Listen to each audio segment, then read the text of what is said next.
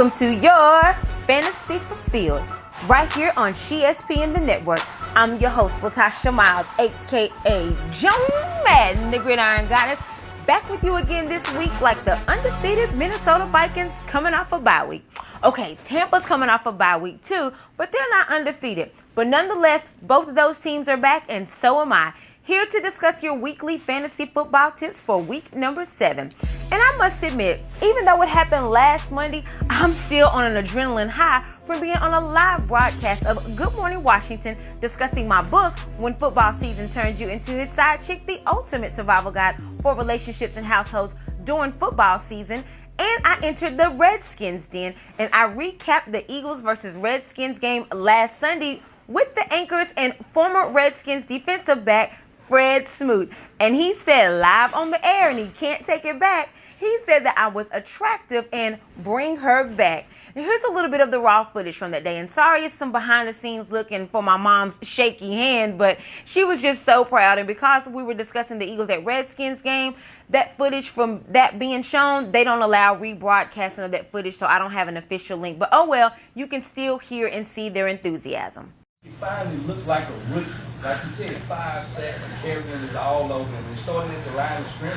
Like I said before, when this team applies pressure, it helps the back end, and it's a cause and effect thing. When you control the line of scrimmage, you can make a quarterback that he's been looking like Pro Bowl for the first couple of weeks. You can make him look regular with putting pressure on him. What about you, Latasha? I know you watched all sorts of games. I mean, what did you think about the Redskins' performance and what they've been doing in the NFC East? Absolutely, it was definitely a dominant performance. They was getting moved to perhaps trying to repeat as the NFC East champion as well. But definitely, what they did was took Philly out of their typical characteristics of wanting to put up points on the board. And even though the points stayed 20, there was only 6 from the offense. I mean, they got help from special teams and, of course, running back to pick 6. So the fact that you actually handcuffed them to only 6 points, that was a terrific performance, very impressive by the defense, and that's actually what carried through. And it's nice to see now that the balance, the running attack, the grab attack from them, and also just being able to apply that pressure. So it's a really good balance in the Redskins. That is so attractive to hear her talk sports like that.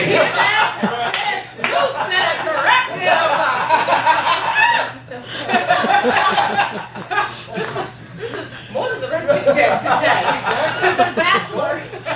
In fact, 41 yards of offense. Yeah, the first half. Really shot. Yeah, unbelievable. Yeah, I know you're something running game. Matt Jones is becoming my favorite player on the team. It's like anytime he gets the ball, it's not just the short little ones now. It's like when they're giving him the ball, he's getting 80 yards. He's converting those third downs into first downs and helping them stretch the field out, which is what they need to be able to get into the end zone. Sometimes Kirk Cousins is good for throwing a pick in the end zone, so you'd rather have it on your feet and run at it. Yeah, no doubt. What Matt Jones is doing, right now he's averaging over 100 plus yards per game. He's doing it with only 15 carries per game, making him the only guy in the top 10 that's only getting the ball 15 times. So it starts with the offensive line. We got to clap it up with Trent Williams and the rest of those guys up front, making it happen. And not only Trent Williams, but the coaches, just to call the runs because we weren't getting that early in the year. Absolutely, and it's great penetration. He's being very patient as well. He's seeing a hole not to go in. If he's seeing it go, that's not what he's doing that gap.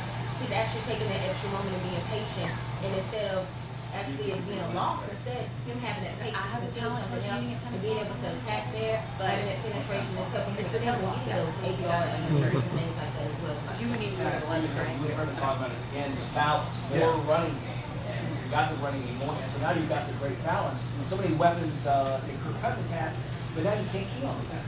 Well, you can't key on the passing game because, like you said before, they're running the game. Running the ball very well, but that goes back to the play call. It goes back to the coaches. Can we win games upstairs? And we lost a couple games early in the year because we lost them upstairs. And I think what they're doing now, they're going back to the drawing board. We had a lot of people injured from now Joe Barry, and these guys are going back to the drawing board, making the game simple for these guys to go out there and play fast. Absolutely, and I think speaking on the passing game, it showed a lot that they were able to win without Jordan Reed. He's been yards and give up a lot of points, especially with the fact that it was like their tight end. Detroit has actually given up the second most touchdowns to tight ends up until before yesterday. So they give up a lot. They give up, they give up a lot of points and touchdowns to the tight end. So maybe we could see a trend with Vernon Davis. Of course, we'll be looking at the help of Jordan Reed, but that's a great mismatch. It'll be a lopsided mismatch that the Redskins can create with the tight end. I mean, forever you come back. We are out of time, of course. I know. Tasha We Miles. can bring her back. Fred Simmons. Change business Just bring her on back,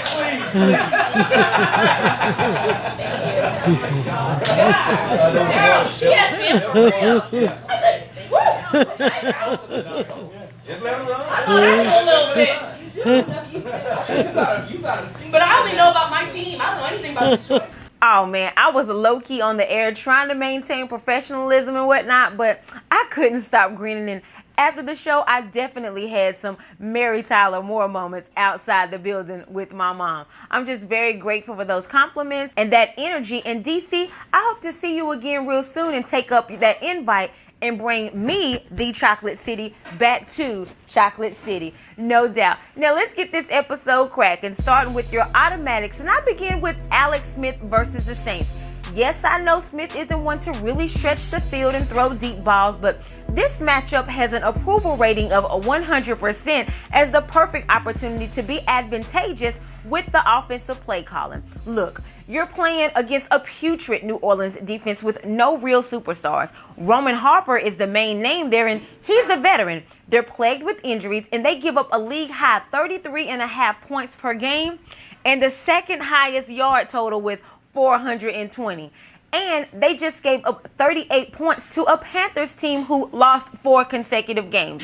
Again, I know Smith is no household name at the quarterback position either, but with this opponent, he could have a Hall of Fame caliber game. Moving on to Jacquizz Rodgers, as he'll be the primary running back this week as the Bucs are traveling to the city by the Bay. Now, Tampa Bay is coming off a bye week, and although having an extra week to prepare for the 49ers, they really didn't need it facing this run defense. San Fran is ranked the worst in the league, at the bottom of the totem pole when it comes to stopping the run. They've surrendered 175 yards per game, and this is 27 more yards per game than any other team, so there is no one else even close to them when it comes to being the league worst. Plus, San Fran is playing Sans Navarro Bowman and Ray Armstrong, and did you see what LaShawn McCoy did to them last week? Yeah, that part. Moving on to Allen Robinson of the Jaguars as they return to Duval County, that is, and play host to the Raiders. Now, the Raiders, their past defense woes begin week number 1 against the Saints, and because it was Drew Brees and it was the season opener and they won, you could have given it a pass, overlook it, but perhaps it was only going to be the case for just 1 week. Nah, bruh. They have consistently ranked in the last place statistically all season, allowing 1,914 yards. Yep, 319 per game. I mean, unless you're using these numbers for pick 3 lottery purposes, this is not a good look as a passing defensive unit. The only thing that concerns me about Robinson is the quarterback. Bortles has had potential, and I'm like, look, dude, this is the perfect situation to air that ball out, and I honestly think that returning home this Sunday and this matchup will allow him to do so more than any other time. Now, moving on to Charles Clay of the Bills. I like his matchup this week against their divisional foe, the Dolphins. He is capable of being a third down player, and while on this 4-game winning streak, the Bills have incorporated some versatility in their offensive package. His amount of receptions aren't spectacular, but he has been consistently involved in the offense. But that total could increase this week because if history repeats itself in this instance, Clay, a former Dolphin himself, produced a 7-catch, 82 yards, and a touchdown outing last season against Miami.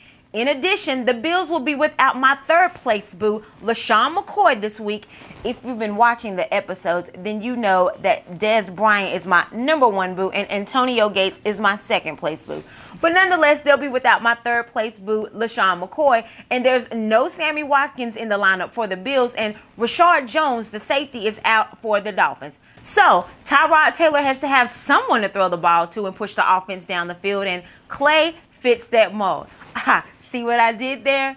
Now, as for your bench warmers, guys that you should sit this week, guys that you want to start, but like Bryson Tiller said, don't do that with these guys. Bench Brock Osweiler this week as he and the Texans travel to the Super Bowl champs. Denver is coming off of a 2-game losing streak, will be playing mad, and they've had 11 days to prepare for this game since the last time they played was last Thursday, and this game against Houston is on Monday night. Plus, Coach Gary Kubiak, current coach of the Broncos, is the former coach of the Texans, and he's familiar with the Texans' routine. Plus, Osweiler played for Denver last season, and everyone else there is familiar with his routine. Plus, Osweiler will probably receive a rude reception from the Denver fans and his former teammates, considering he made a huge impact on their quarterback overall, a part of their personnel that they struggle with, and that could also disrupt Osweiler's play. I have a minuscule amount of confidence in Brock in Mile High. Even if the Texans still had Watt, he couldn't save him this time. The Broncos typically throw quarterbacks out of their game plan anyway, and based on this offseason that Osweiler had with the Broncos, I expect that Denver will destroy him on Monday night. I would also bench Ryan Matthews this week as the Eagles host the undefeated Vikings. This is another team who has had an additional time to prepare for a team, as Minnesota is just coming off of a bye week. Matthews' production was way better in the beginning of the season, and he has virtually disappeared in the passing game during the Eagles' 2-game skid, but more specifically during their divisional loss against the Redskins last week.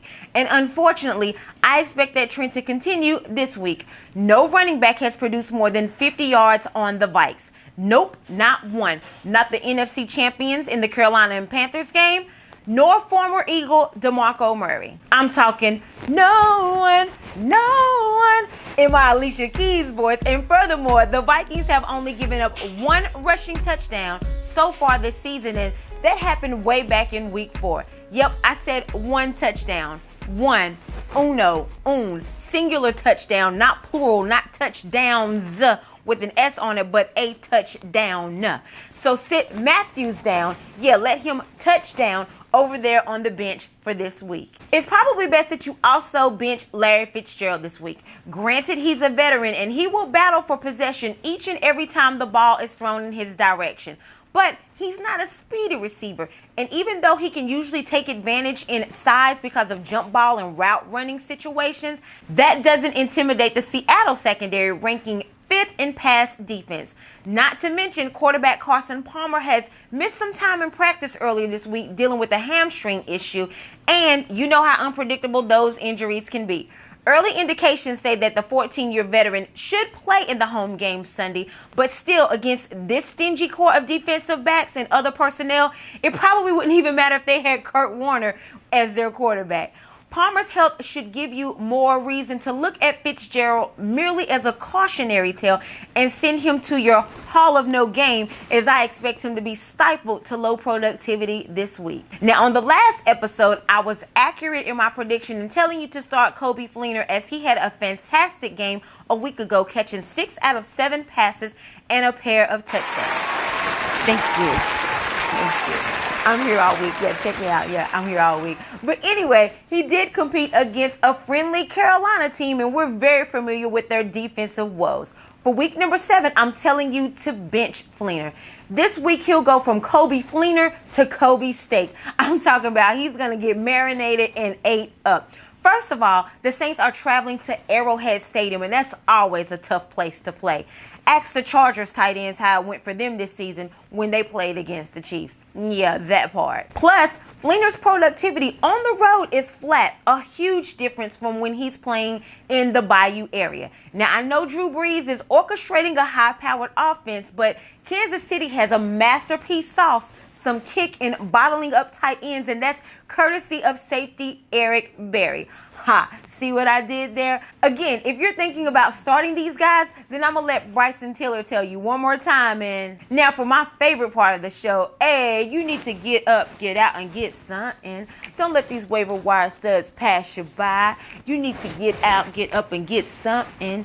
Don't sleep since their stock is not high, as I remix Outkast and Goody Mob right there. All right, no doubt. I'm going to kick this one off with Cordarrelle Patterson of the Vikings. He's one to add to your roster as we start to get closer to making your playoff pushes in fantasy football. Now, the Vikings have already had their bye week, so you don't have to worry about that interruption for the remainder of the season. You might not have noticed this because of the bye week, but His targets and his playing time have both increased during these past couple of games, and it's become obvious that Minnesota wants him involved in their offense.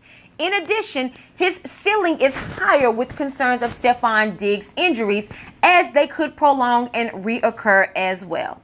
Hopefully not, but I'm speaking realistically here, not to jinx him, as this could increase Patterson's chances to shine. And also, he's owned in less than 25% of the fantasy leagues, and other than the Eagles this week, Minnesota has teams on their slate against generous secondary units, twice against Detroit, twice against an undermanned Bears secondary, the Packers, who can usually stop the run but struggle against the pass, and the Colts as well, and where their whole defensive unit is practically Swiss cheese with so many holes in it. Moving along to the Tennessee quarterback Marcus Mariota. Now, he's an intriguing guy to put on your roster. They were expecting this guy to air the ball out and do more work in that capacity, but that type of play has yielded underwhelming results so far. But behold, he's actually having more success running the ball and adding another dimension to his offense. And consequently, that has elevated his passing attack. Granted that it was in games against the Browns and the Dolphins, but still, there has been some improvement as he has completed 70% of his passes en route to 6 touchdowns and 1 interception, that ratio, and he's just shy of 450 yards. Also on the low, the quarterback has averaged just under 9 yards per carry over the past 2 weeks and a score. Surely the play calling has gotten better, and the schedule continues to get more favorable with friendly secondary units as the Titans take on the Colts today, followed by another game against the Colts, the Jaguars, the Packers, and the Chargers. The sophomore to the league should avoid a slump, and because he doesn't have a bye until week 13, that gives you a little more time to shift him in your lineups. Moving on to the surprising CJ Fedorowicz. His involvement with the Texans offense is increasing as he's no longer just used in the blocking capacity, and he's having a breakthrough season. He has great size, he's an effective route runner, he has huge hands to help with catching passes, especially in very tight windows, and he even caught the game-tying touchdown in last week's dramatic overtime win over the Colts. Osweiler doesn't have a favorable matchup Monday night, returning to his newly acquired nemesis in Denver, but he does have a lot of faith and confidence in the former Iowa Hawkeye, and he will continue to emerge. I'm doing you a favor on this one, okay? So you heard it here first, right here on SheESPN, the network. So thank me now as I'll be sending you to your fantasy Super Bowls, and go ahead and write me a check the size of Houston and the size of Texas. To round out my sleeper picks, on to the next one in my Jay-Z voice. And speaking of Jay-Z, go pick up J.I. He was actually already projected as a decent second-tier type of running back even before the Dolphins signed veteran Arian Foster in free agency.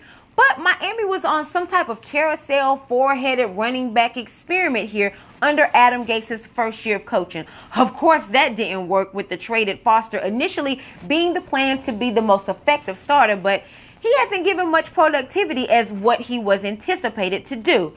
Gase has had no choice but to put the former Boise State second-year pro player more into the offensive rotation. And with the recent 200-yard performance last week, and now, of course, that won't happen again, but Jay has re-emerged and taken the title of starter and should be the newest member of your fantasy roster. So, what are you waiting for? It's hard to find running backs this late in the season, and he's still available in about half of the leagues. Keep sleeping on him if you want to, and it'll be a great pickup on someone else's team when you finally wake up and realize it. Well, that's going to do it for this episode of your Fantasy Fulfilled. Thanks again so much for tuning in, and make sure you please go out and get my book, When Football Season Turns You into His Side Chick, The Ultimate Survival Guide for Relationships and Households During Football Season, available right now on Amazon.com and CreateSpace.com. And make sure you subscribe to my YouTube channel, which is SheESPN, the network, and stay tuned. So just chill to the next episode. Thanks again so much for tuning in. We'll see you next time, and I'm out. What's going on, good people? It's your girl again, Latasha Miles, a.k.a. Joan Madden, the Gridiron Goddess, Make sure you follow me on Twitter and Instagram at she_SPN and at Facebook at Latasha Joan Madden Miles. And subscribe to my YouTube channel, which is SheSPN the Network. Hey, I'm kind of a big deal. You know, I'm a little bit cute, got some beauty, got some brains. That way on that channel, you'll be able to see the interviews that I've done, some of the famous people that I worked with, the projects I've worked on, things of that nature. And don't forget to log on to CreateSpace.com and Amazon.com and get your copies of my book, When Football Season Turns You Into His Side Chick, The Ultimate Survival Guide for Relationships and Households during football season. I appreciate your support. And hey, I gotta run. They're over here calling me on the other line. I gotta manage another fantasy football league. I'm out.